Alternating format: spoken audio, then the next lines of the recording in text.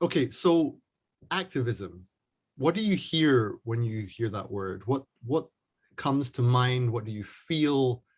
Obviously, I'm asking you as people who are sort of in that soup, as it were, and therefore very familiar with it. But I want you to reflect on it yourself first before you ask anyone else to reflect on it, including me. And what is evoked, elicited, inspired? What comes to mind and heart when the word activism enters the room? Anthea, you go first, please. Yeah, thank you. I find it hard to separate I find it hard to think about this without separating and delineating what I used to feel about that and what I feel about it now. Because what I used to feel about it was it felt like a personal call to action. It felt like something that I was closely identified with, that fitted with my sort of desire to get in there and grab things and change things and have an impact, and speak up about the things that activated me and enraged me, and still do. Um, and over the last 5 years, I've been on an inquiry. I don't like using the word journey, but yes, you could call it that. Thinking about what that means. And so now when I hear the word, it immediately brings this complex of thoughts and awareness that it is not straightforward and that it is problematic, Mm. and that I want to try and shape any appeal I make to others to do stuff, which is a large part of what I do, without using the word activism. Okay, Um, we'll hold that thought because I yeah. want to come to the strategy of the sort of Mhm. issue of what the word does socially and culturally. But first of all, you tell me a little bit about your book for those who are coming to this for the first time. Mhm. You are an entangled activist. You've written it. You just Yeah, I wrote a book called The yeah, Entangled Activist. you have. And if you can pull the spine, just so people know that we weren't completely crazy, that there is actually no like this, like pull the book so we Oh can. yeah, yeah. Okay, yes. Okay, here we Yeah, go. like so that's what it that we so we may change that for the next edition, but the the notion of being entangled. Before we get to Rupert, what does it mean to be an entangled activist? What are you getting at with that word? I'm encouraging us, anyone who's doing activism already, anyone who's thinking about trying to change things, to think about the fact that we're not separate from the problem we're trying to change, because there's this sort of classic part of the script, I think, which runs largely unconsciously, Hmm. um, where uh, we identify the problem over there, Oh, and we might be angry, we might have strong feelings about it that motivate us to want to do something about it, either because we've been personally affected or because we want to act in support of those who are personally affected by it. um, but the problem is over there, and we are separate, and we make ourselves good by doing the right. activism, and that leads to a whole set of effects in how we come across and how we motivate ourselves and how we generate and maintain our energy, that are not helpful. And so entanglement seemed like a it's a word much used in academia, but it's a way of saying, like, things don't break down into these simple sort of Right. places where the problem's here and we're the ones that are solving it. We're the ones that are saving things. So it's kind of a beyond goodies and baddies story. Yes, yes.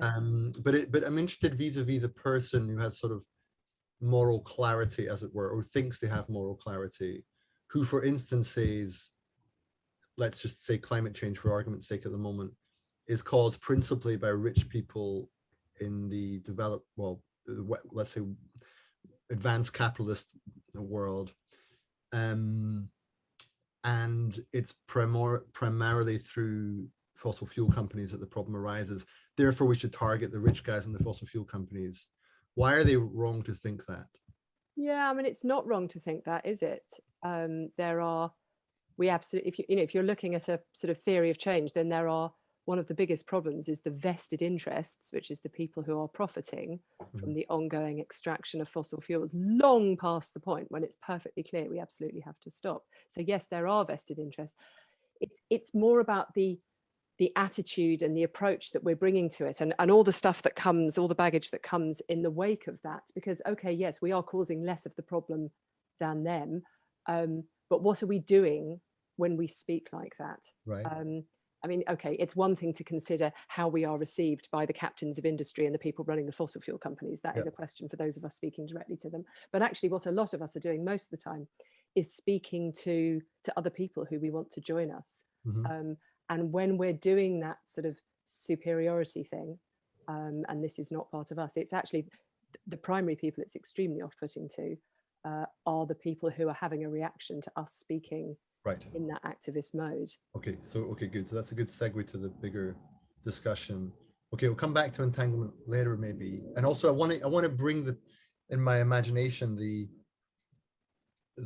person who does see the world in those more clear-cut ways. Just keep them in the room, because they,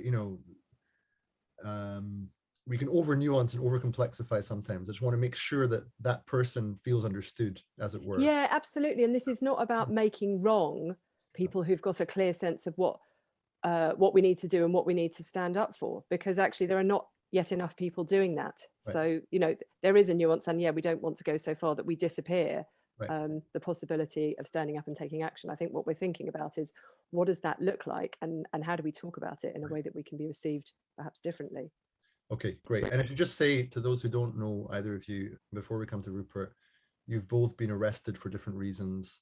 I think Rupert more recently in a sense that was placed you in a certain amount of jeopardy. Both been long-term activists. And you recently wrote this essay for Perspective. I say recently, it's a little bit of water under the bridge, but a few months ago wrote an essay, Activism, the very idea of activism, whether that's part of the issue at hand. And Rupert, you're currently working on that, you say. Tell us about that. Well, yeah, I'm working to try to foment a mass moderate flank. What does that mean? Well, the radical flank on climate had some success in 2019, especially in this country via Extinction Rebellion, which I was so proud to be a significant part of. And we moved the dial, but my belief now is that we need a much larger number of people to take advantage of that and to act on that or from that. And I think that those people, most of them are not going to identify themselves as activists. And I think that is likely to remain true in the future, even as the situation deteriorates further, as more people become activists, which they surely will, and that's a great thing. So if you're looking to create a truly mass movement, a mass moderate flank, as I'm calling it, it seems to me you've got to consider critically the very idea. And I guess the reason that Anthea and I have been having these dialogues and writing together on this is that I resonated so strongly with what she had to say about this, and I resonate very strongly with what she's just said in her opening salvo here in this conversation. We live in an era of obsession with identity in the political arena. It takes a form of identity politics. In my view, identity politics is highly problematic in ways that we might or might not discuss. But one thing I think for sure, which is unrecognized, is that the identity of activist is itself an identity that has a role in that identity politics, and it can be a very problematic one. The way that, I guess one of the reasons I loved Anthea's book so much is that it's so wonderful when you get to read a book which expresses very clearly thoughts that you've been having in slightly less clear form for many years. And that was my experience on reading the book. So what I mean by that is partly that in my years of activism in the Green Party, which I'm still a part of, and still very much support, but no longer as actively as I did, I noticed something happening which I thought through under the heading of purity. I noticed how over and over again people inside the Green Party would argue for something or against something else on the grounds, implicit or sometimes even explicit, of what was pure, of what was kind of the pure essence of greenness, or of what our role was supposed to be, and not having even in the slightest any kind of dirty hands in politics. And while ours is clearly a time that needs to be hyper aware of the dangers of corruption and dirt sticking in politics. Ours is also, I believe, a time in which that kind of dialectic of purity, especially when people think, as you said, Jonathan, we are the pure ones, and those people over there, those are the impure ones. I think that is a very dangerous place to be in this time as well, and it fuels the fire, it fuels the fight, it fuels the polarization. So I observed this kind of endless trend towards purism inside the Green Party, which took various forms, including kind of leftist forms.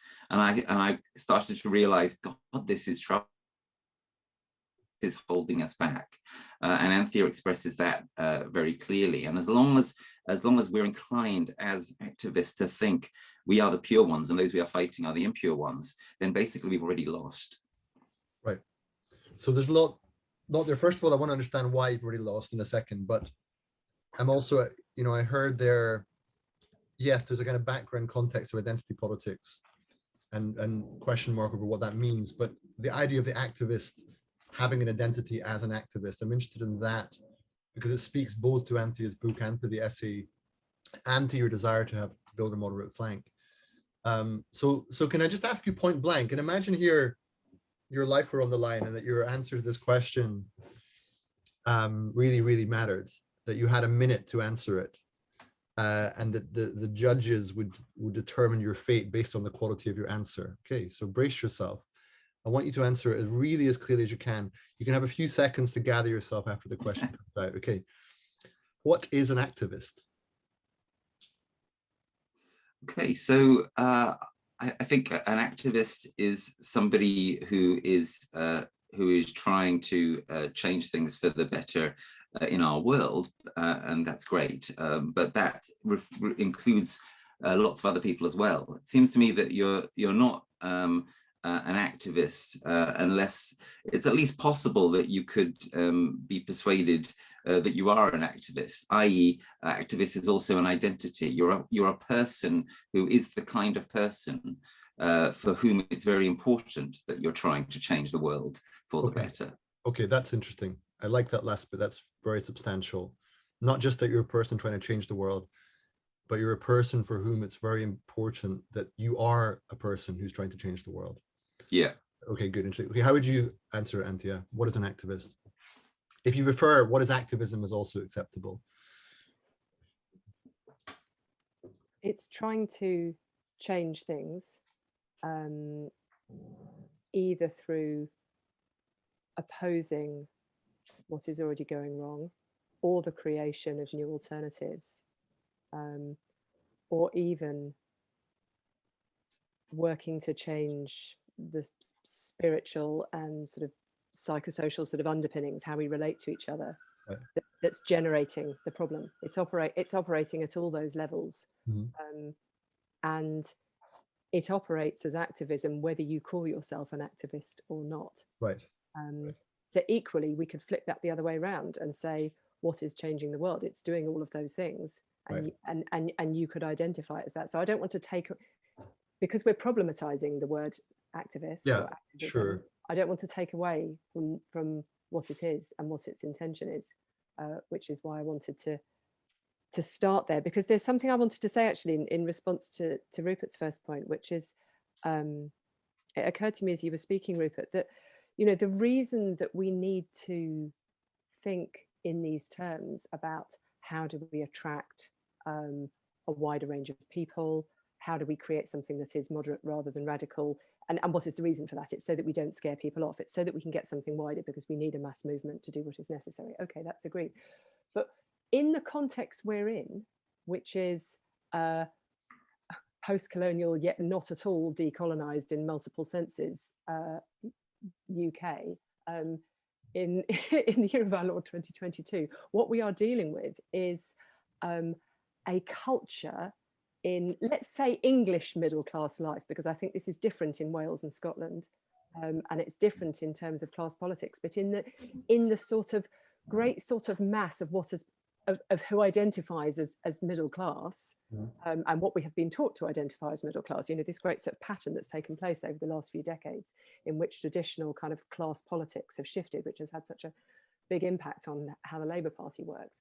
In that context, there's a lot of people who haven't thought that they need to be activist, and that's one of the reasons they don't identify with it. Like, I think we have to look at the profound differences between doing activism because you're fighting for the conditions of your own life, whether that's in we can talk about identity politics, but that might be in traditional class terms, or it might be in sort of long-standing racial discrimination terms, or whatever it is. You're fighting for your own conditions, or you're doing it to help. Now, up until now, the way that environmentalism, if we're talking about climate change, has been constituted in the UK, the way that it looks and is visible to a lot of people is as a sort of middle-class do-gooder agenda. That's not actually the case, because working class communities are often where pollution happens. That's the kind of dumping ground for the capitalist sort of waste process. But that's how people see it. And so there's this great feeling of, well, we don't really do that. Right. And I'm not sure how true it is in other contexts. Now, what's so very interesting about the climate and ecological crisis is it's coming for all of us at different rates. And it's got to different stages so far. And so it's changing how people identify that.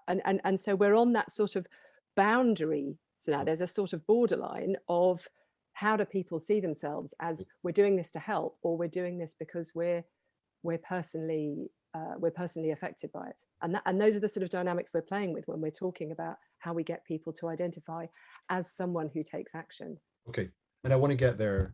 But before we get into the problematic nature of people thinking of themselves as activists or not, just want to make sure that people watching this feel they understand what an activist is. I don't want to dwell on it forever, because one could do that. But I heard in Rupert something very central about identity. An activist is someone for whom the challenge of improving the world, changing the world, making the world better, is a critical part of what life is for, something to that effect. I also heard from you, Anthea, although you mentioned it more in passing, but protest or opposition is quite a critical part of what being an activist is. At least often it manifests as being against something, and preventing something from happening, challenging something. Now, somewhere, whether in the book or in the marketing material for it, we spoke about what to do when you realize that getting the bastards is not working, or words to that effect. Because a lot of people think that activism, one of the reasons you say people don't identify with it, is that people don't feel that kind of antipathy and anger and indignation and rage, even, that it's just not right that these people are doing X, Y, and Z, and we need to go and take them down or challenge them. And I can understand that, at a personal level.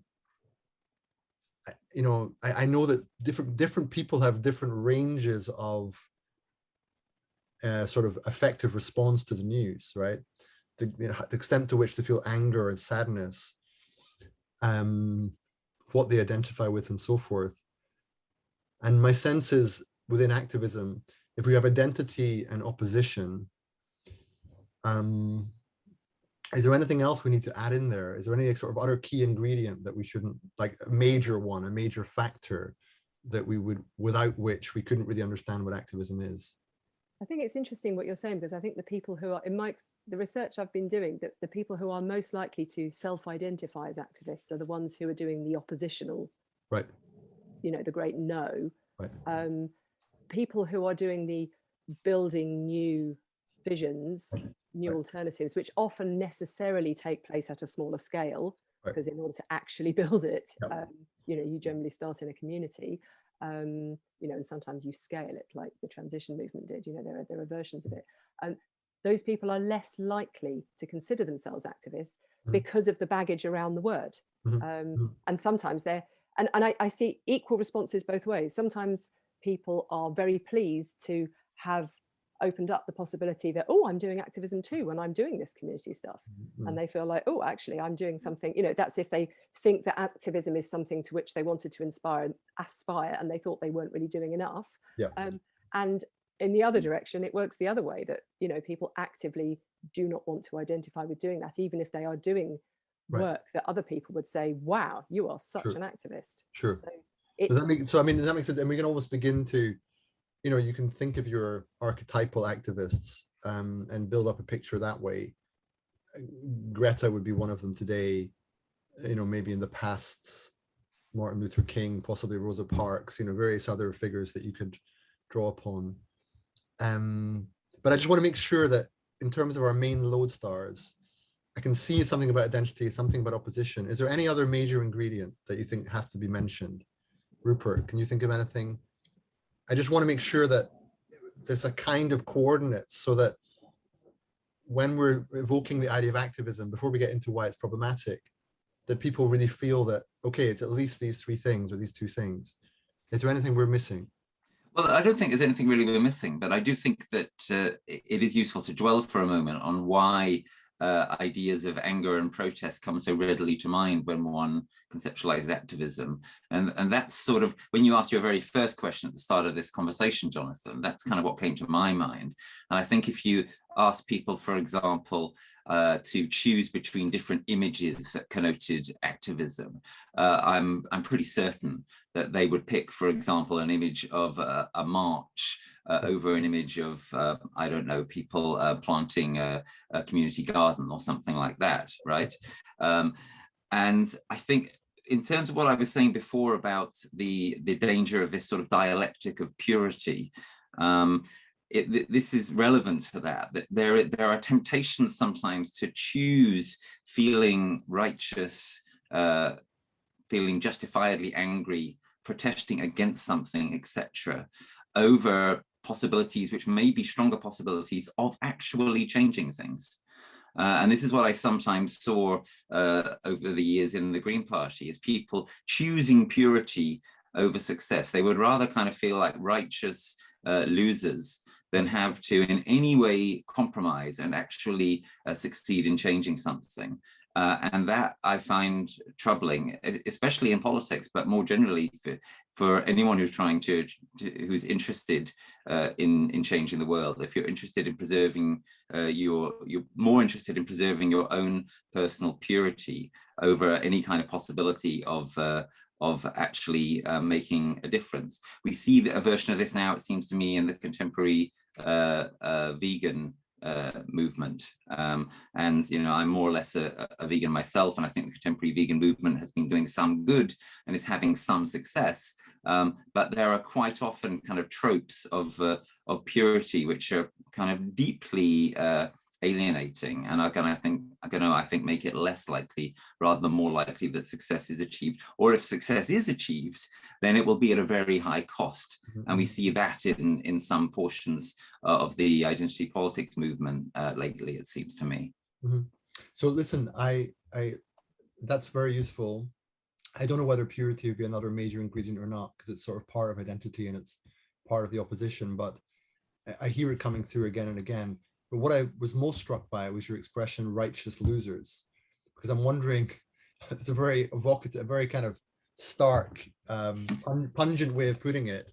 And what's interesting is I wonder if it's the cat out of the bag at some level. You know, like if one of the reasons people don't want to be activists is that righteous losers is part of the moral frame that's evoked. I mean, I'm being provocative. Yeah, no. I'm smiling because it brings up two things. So one of them is I've seen over and over again in loads of issues I've worked with precisely what Rupert describes. People would prefer to be right than to be strategic and do what's necessary.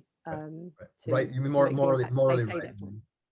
Yeah, or sometimes just like, you know, just right in an argument, you know, they're more concerned about making the point, you know, this kind of, we'll put our facts in front of everyone, and there's obviously something wrong with them if they don't respond to them.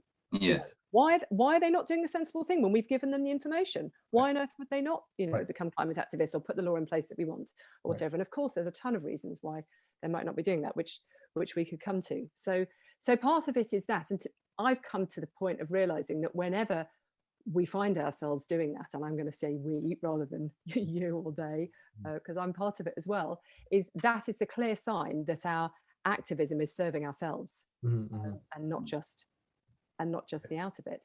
But the thing about losers, you know, the sort of the righteous losers, it's for me, it's not, I mean, yes, of course, nobody wants to be sort of associated with losers, but the bigger thing for me is a general psychological, you know, I think we're talking about psychology here, sort of the desire for conformity. It takes something to turn yourself against what you feel is the safe norm, right?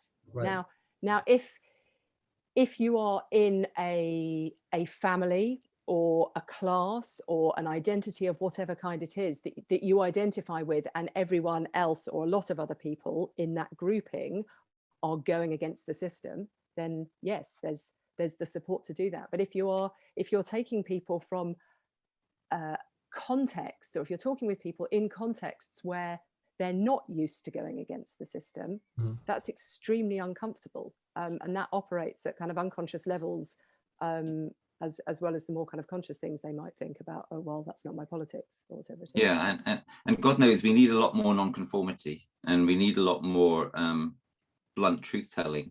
But what we don't need is for those who are trying to change the world by way of encouraging such truth-telling and manifesting such non-conformity to simply manifest or co-create a new form of conformism, which makes it impossible to actually investigate open-mindedly what the truth is, and to confront difficult truths, such as the difficult truths that we're trying to get at in this conversation.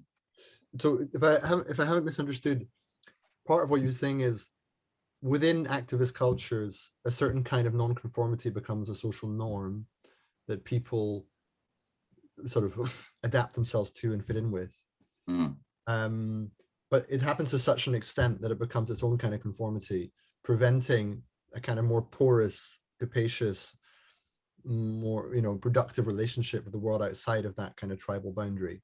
Yeah, absolutely. And sometimes preventing the possibility of being evidence-based in what one does, because the frame becomes so strong that it repels any evidence that doesn't fit it, which is exactly what we were criticizing our opponents for. So, that's another way in which we get profoundly entangled if we become as unwilling as they are to be actually evidence-based. Right. It becomes a sort of like activism work can become a sort of border policing as well.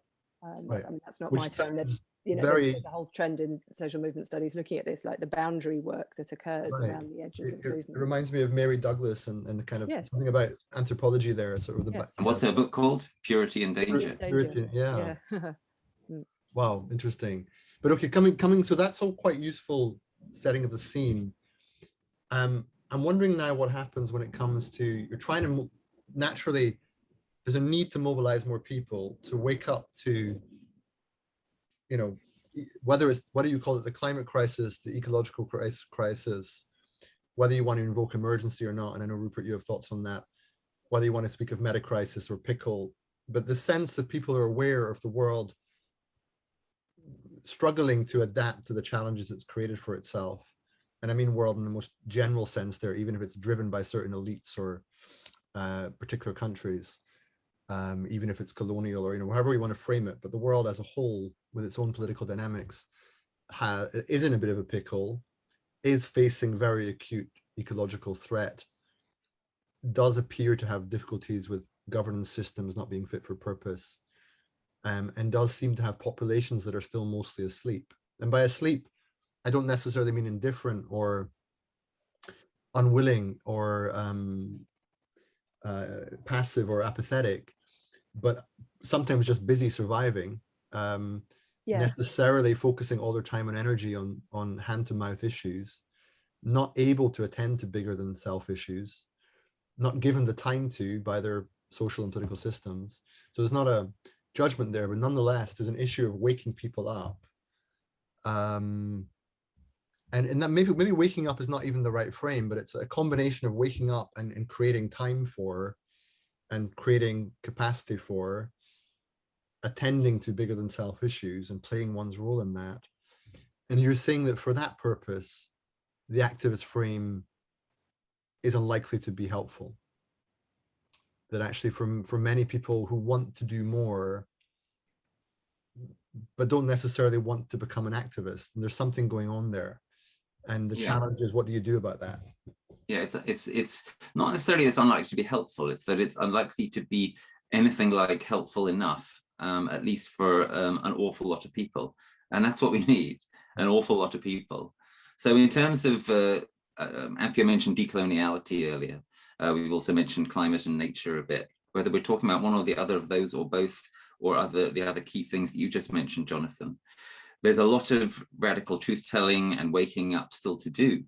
But the way that we do it is key. And if we do it in this kind of self-righteous way, as if we possess the entire truth, and we're not interested in listening, we're not interested in continuing to search for more knowledge or understanding than we already have, well, then we're going to fail. And this is why in the moderate flank that we're attempting to build, we strongly emphasize the importance of beginning in some sense with where people are, not ending with where they are, but beginning with where they are, and why we emphasize the great importance of genuine inclusiveness, which was an agenda which Extinction Rebellion strove to articulate and to cleave to, but didn't in the end, I think, succeed in doing. We need to be genuinely inclusive of people who will not ever want to be identified as activists. Right. We need to be genuinely inclusive of people who are not willing to be arrested or who are scared. We need to be genuinely inclusive of people whose politics do not agree with our own, whether that be on identity politics or on the left-right spectrum. If we're not interested in those kinds of inclusiveness, then the reality is that we're not interested in building a truly mass mode of changing. Right. I think there's another aspect to this as well. I was just thinking as you said that, Rupert, something you said about, if we're not searching for, if we're not willing to see and hear more than we already know, if we go into it with this kind of, we've got the answer, then we're going to make presumptions about what people are doing already. We can go in and a kind of, hey, we're trying to build this thing, we're doing it. And if we've got very preconceived ideas about what constitutes activism and what works, then we're not going to see, it's not going to register when there are things actually that are activism, that are activism in its straightforward sense, that are world changing, that are doing things, that are a contribution, or that are meaningful action. Yes, in a meaningful action, which is. And then the other thing is about, I wanted to say something about how what's necessary, yes, is the truth telling about the information, but we've already been talking about how providing the information and expecting people to act on it is not enough. So I think there's been this sort of classic sort of MO of the type of approach to activism that I think we're critiquing, which is the information will be enough. Yeah. And it's very interesting. That's what XR did. I remember going to the meeting in a local hall here 4 years ago, whenever it was. And it was like, here's the information. Now you're going to act. Okay, some people did, some people didn't. Maybe it was selecting on who was in there. But there's a broader issue here, which is, we need to truth tell and provide the information, and we need to be framing what taking action looks like. Sure. Which is exactly what you're talking about, Rupert. It's about talking about, well, what constitutes agency? What is it to be a citizen? What is it to be a citizen, of this country or any country or of the world right now? What does that look like? And unpacking some of these, because this is where we get into how, the state of, we're not unentangled from the state of democracy at the moment, which is a lot of people think that sort of playing your part in the sort of public sphere is turning up when they call an election every 4 or 5 years. And we're talking about something else here. So we need to start painting that picture as well as providing, the truth-telling information about the state of things. Absolutely. But just to clarify a bit also what I meant by truth-telling, what I mean there is also keying into the truth about how we want to show up and how we're able to show up in all of this, including emotionally. And that, of course, was a sphere in which the school strikers and Extinction Rebellion did innovate pretty wonderfully in terms of some kind of potential for a fuller emotional disclosure, including in the mass media. You're talking about there being room for grief and for people to express their negative feelings. Yeah. And what was critical there, it seems to me, going back to what we said earlier, is that, of course, there's a place for anger. Absolutely, there's a place for anger. If you're not sometimes angry in response to what's happening at the moment, you're not paying attention. But sometimes, as we said earlier, the trope of anger dominates in activism and pushes everything else out. And what I think Extinction Rebellion and Greta modeled very well was, it's not just about anger, it's also about fear, it's also crucially about grief, and it's about joy and love as well. And actually love, I would say, binds all of these together and is at the root of all of them. So that's part of what I mean when I talk about truth-telling, the truth about how this information is already striking us. And what I would love to see in the future is more activism and post-activism or non-activism, just action. I mean, action is the word I like to use the most now, which is coming from that kind of sense of fuller emotional disclosure, which also always has to mean emotional engagement, right? So it's not just that you're kind of downloading your emotions on others, it's also that you're interested in their emotions as well, and on eliciting those. And if we were to go more seriously down that track, I think that'd be such a wonderful and game-changing thing. Could be part of how we mobilize a mass, but it's not going to happen if we stay in a place of justified anger, self-righteousness, purity, oppositionality. Right. So Okay. something you just said, can I say something, Jonathan? Just You can, of course. Yeah, something you said there, Rupert, just really made me sort of think about how something about the sort of the activism that we want to critique, there's something about being on transmit and not receive. Yeah. And something you said there about being interested in the emotions of those with whom we're in conversation. Right. There's something about that being much more of a two-way exchange rather than us just sort of blasting it out there. Yeah. I wonder if that's also quite core to people's emotional reaction to activism if they're not activists. There is a sense of being transmitted to, but not being received at some level. Yeah. That's quite intriguing on a personal level. I connect with that because I don't spend a great deal of time in large activist groups. I kind of bounce into their edges as I'm doing here, but I do, I'm familiar with the energy. But one of the reasons I think I'm less comfortable is I sometimes feel the individual disappears, that it's sort of swallowed by the collective will at some level.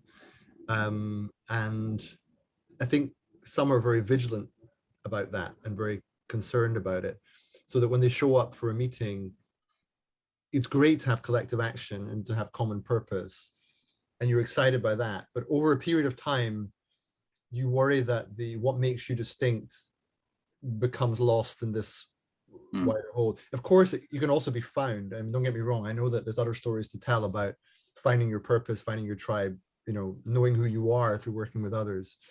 But I think one of the things people fear is a kind of cultural assimilation in an activist tribe, that they'll sort of disappear into the will of the whole and forget who they are. And have to parrot things that don't feel wholly true. That are not entirely their own, right? Yeah. But what I wanted to back up just a little bit, because one of the things that I'm intrigued by in this conversation, and it has many different parameters, but I feel as though we have a sort of intuitive idea of what activism is that might be really badly out of date, that somehow we're still working with a folk theory of activism that doesn't fit our institutional, cultural, and technological context. Because the folk theory of activism is something like a world with functional governments where a relatively passive population is somehow ignited and activated to speak truth to power in such a way that government uses the power invested in it, legitimate use of force, the power of taxation and regulation, to prevent supposed baddies overreaching, usually corporate institutions, and thereby sort of brings back to the public interest some of what was stolen by private interests. And that somehow this is the morphology in which we sort of orient ourselves towards what activism is. Yes. It feels like it might be a sort of late 20th century model. And that actually what we've got now is this entirely new infosphere. So first of all, that was a Holocene model of a relatively stable world.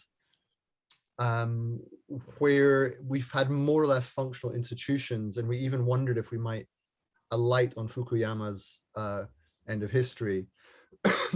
For a moment, and activism in that world is, let's get towards that sort of fairer equilibrium that in a functional world. Now, there's a lot to say about that, but liberalism being the problem behind climate change and various other things. We won't go down those routes. I'm just trying to get back to, in the 21st century, you now have a different phase of geological time, arguably, not just Anthropocene, but as Jason Moore would call it, Capitalocene, defined by a mode of economic production and extraction that effectively turns nature into profit as a design feature and uses human labor and drives it, pays it as little as possible to extract as much profit as possible. Now, there is this model now is becoming clearer that capitalism is running out of frontiers and therefore moving towards more and more risky and unacceptable places like our very eyeballs and our attention, which happens to millions of people every day on their smartphones and their screens. In that world, a new infosphere, a new phase of geological time, where democracy is no longer necessarily held in high esteem, where there's actually quite firm empirical evidence about democratic deconsolidation throughout the world. In that world of a new phase of geological time, where capitalism is running out of frontiers, where the infosphere is driven by algorithms to lead us to be further polarized, where we don't have direct access to governments in the way we used to, or because somehow governments are too busy broadcasting on social media themselves and trying to get their own message. They're not receiving, they're also transmitting a lot of the time. And then where our political institutions look like they're teetering on the brink. It feels like a very different context. I won't say any more about the context, but you get the idea that it's a kind of different world.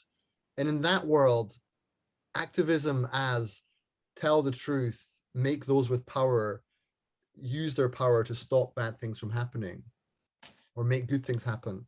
It doesn't ring true in quite the same way. It feels to me like activism is something more about a combination of mobilization and a kind of unconcealing or lifting the lid on a lot of the things that keep us relatively passive and arguably somewhat deluded about the conditions of our lives and the fragility of our lives and the contingency of the social fabric and the civil order that is only ever a few days away from breaking down. Anyway, Jonathan, all that just to say, like, in that sort of juxtaposition, I wonder if what's going on is activism just doesn't sound like it rings true anymore as a notion, because we've got an outdated idea of what it is that doesn't fit the world as we find it. Yeah, well, look, I resonate with the vast majority of what you just said there, but more than perhaps you might suppose. I'm not sure. I think that a fancy name for a lovely philosophical name for what I'm talking about when I talk about truth-telling is indeed unconcealing. And the point is that this truth-telling has to be completely general. It has to be about our own entanglements. It has to be about these profound inadequacies in the system. It has to be about the fact that Extinction Rebellion did not succeed in actually getting its demands met. It has to be about the fact that if we carry on doing what we've done before, well, that would be insane. I think that Extinction Rebellion and the school climate strikers were more entangled with the system they were critiquing than they realized, and that the model of making demands of others, while there was something to it, also had its limits, and we've seen those limits. And it's absurd now to expect that those demands could even conceivably be met. I mean, as we move towards a situation in which the 1.5 degree safe climate maximum is moving beyond attainability, you know, there are two possibilities for what we can do. We can get ever more loud and angry and negative and oppositional, which is just what the fossil fuel companies and government and everybody else expects. And that will probably be a way to, for example, have even more oppressive laws. Or we can do something different. And in the moderate flank, we're recommending doing something different. We're recommending stopping and saying, actually we need to acknowledge what has succeeded and what has failed in what has been tried in the last few years. We need to be clear that we are in the age of consequences now. We need to be clear that targets like 1.5 degrees and net zero by 2025 are for the birds now. And then something very different happens. You're then letting go of various kind of expectations that are baked into the system. You're opening up a space for those difficult emotions that we were talking about a minute ago, and that can be so transformative. And this, of course, is why in the long essay that I wrote for you, Jonathan, on the moderate flank, I ended with this postscript, which I'm delighted you prompted me to write, the title of which is Why the Moderate Flank is More Radical Than the Radical Flank, because it's what I'm talking about here.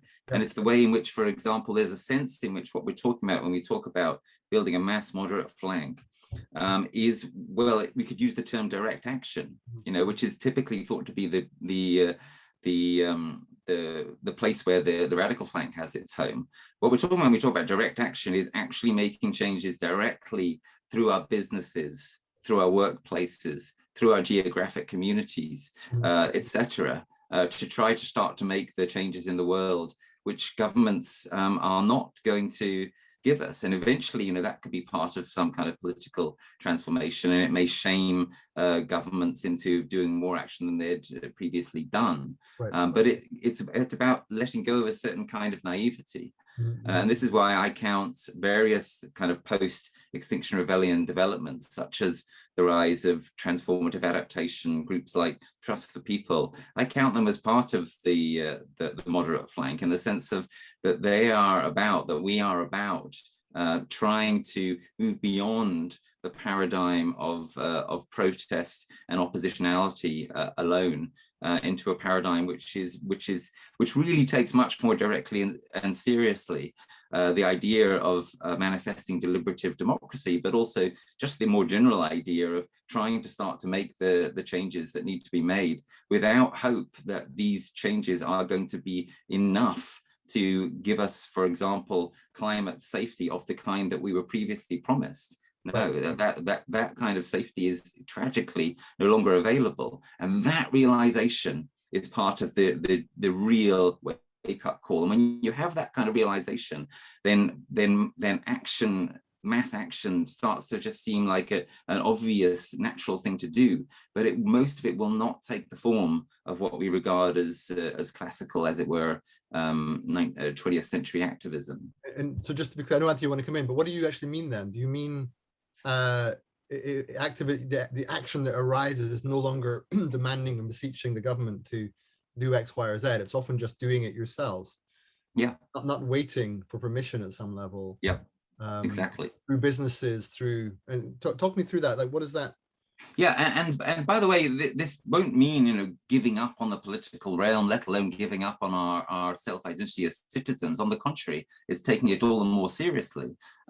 So, for example, one of the things that businesses do is they lobby. I mean, that's not some kind of accidental extra thing that they do. You might say, in that sense, activism for businesses is completely normalized. That's just part of their business model is to lobby. So, part of what we should be trying to encourage is for businesses to demand of government a higher level playing field for everybody, rather than demanding regulatory exemptions and loopholes and so on, as traditionally they've done. But what I take it, businesses that were following along this kind of track of the moderate flank would also do is not wait for that, but move directly to start doing the myriad of things that they can do without governments instructing them to do it. Everything from changing their product to changing what they do with their profits. Do their employees commute to work or not? What do they use their brand power for? There's a billion massive things that businesses can do, including even limited liability companies, that don't require them to wait for government prompting. And torn between responding and asking Anthea to come in. I'll leave it as a comment rather than a question, but the comment is the worry with allowing businesses to operate by themselves is you get into multipolar traps, effectively, which is that those who they're it can be such that there's a competitive advantage to not Yeah, play sure. fair. That's why they should also lobby governments for a higher level playing field for everybody. And, you know, as I say, lobbying is a completely normalized part of what businesses do. It's not some kind of extra kind of political activisty special thing we're asking them to do. Right. Okay, Anthea, tell me. So I'm torn too, because there's loads I'd love to say in response to that. But if it's okay, I'd love to just come back to your painting of the picture, Jonathan, of where, you know, how things are different and this kind of, you know, folk theory of activism we've got, or that we might have, because I still think there are perhaps some unnamed bits of how even we in this conversation might be approaching this subject. You know, our views might be entangled in and it's the end of history thing. I don't think it's not irrelevant that, like, certainly you and I, Jonathan, like, came of age in the 90s. I graduated as Tony Blair was elected. So there's a very particular context to being able to say it wasn't the case before that we were in a time of breakdown, and it is the case now that we're in a time of breakdown. It certainly is true that we are in a time of breakdown now, but actually what is true is that more of us are actively feeling and perceiving that we are in a time of breakdown now, because breakdown is becoming more real.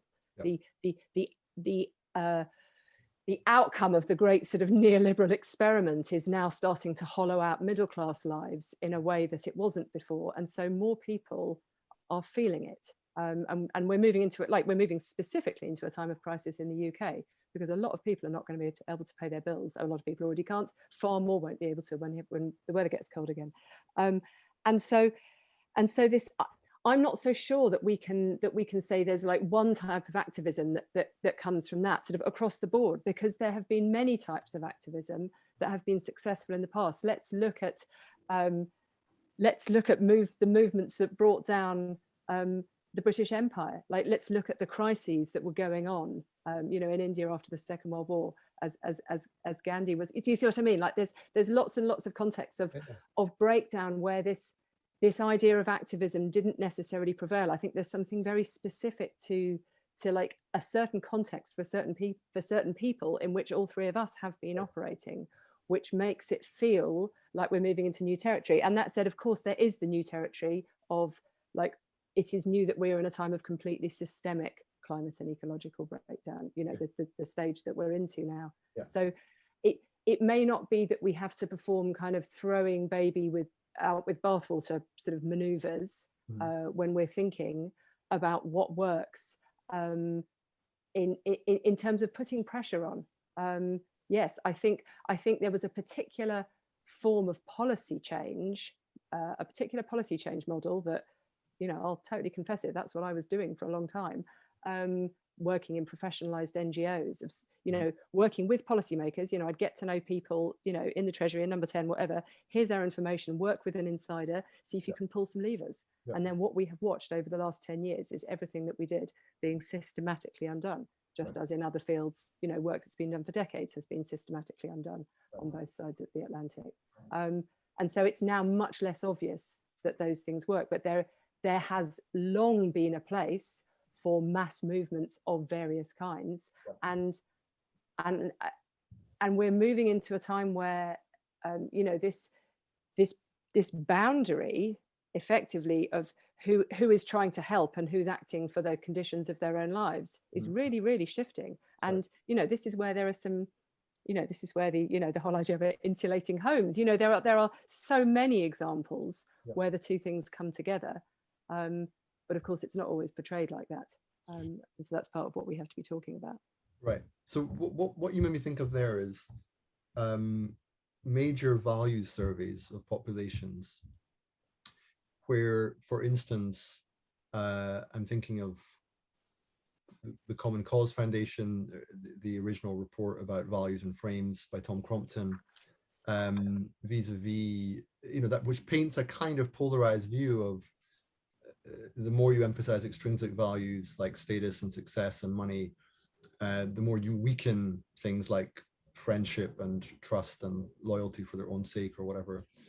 And then I'm thinking of, well, it's come through various forms, but values and frames, Pat Dade, Chris Rose, I think, the sort of segmentation of the population into broadly pioneers, prospectors, and settlers, whereby pioneers are sort of new world, let's refashion the world, social change people. Prospectors are more about their own material well-being, and settlers are more about fear of change in general. I say all this because as it comes to the question of what it means to mobilize, clearly you can't just be speaking to one segment. It's not, from what I hear in Rupert and also in you, Anthea, it's almost like, I mean, I'm laughing because it's as if you really want to mobilize everyone in such a way that it's absurd to even be mobilized, like, because at the moment to be mobilized is somehow to be anti-status quo, or to sort of try and shift the dial of waking up from consensus reality and pushing something. But if you get the critical mass beyond 50% or so, and they're the ones who are doing the shifting, it's something odd has happened, where the new norm is the people who are demanding a different world. And I guess that's where you're trying to get to, right? Yeah, totally. That's and where I'm coming from partly in thinking that there may now be room for a mass moderate flank is in the way that Extinction Rebellion, etc., moved the dial and raised consciousness in relation to climate. But now what needs to happen is that it needs to be deepened, and barriers to entry need to be lowered. Right, and only if that happens is there any chance of this occurring. In terms of Common Cause, I think Common Cause is absolutely brilliant, and I hugely admire Tom's work. But what I think the danger that you were alluding to there, Jonathan, is that Common Cause can encourage one down a kind of avenue of what I was calling earlier purity or purism, which will actually be alienating to a majority of the population and make it difficult to achieve that kind of shift. So somehow we have to mobilize more of the pioneers while getting at least some prospectors or settlers on board, or at the very least not into positions of active oppositionality. And if we stay in a position where there's increasing amounts of polarization, that's never going to happen. So polarization is ultimately the enemy of the kind of mass action that needs to occur on climate, because something like climate is just not the kind of because it's a systemic change that we need. It's not the kind of change that could ever be simply implemented by a sort of Leninist minority. Right, got it.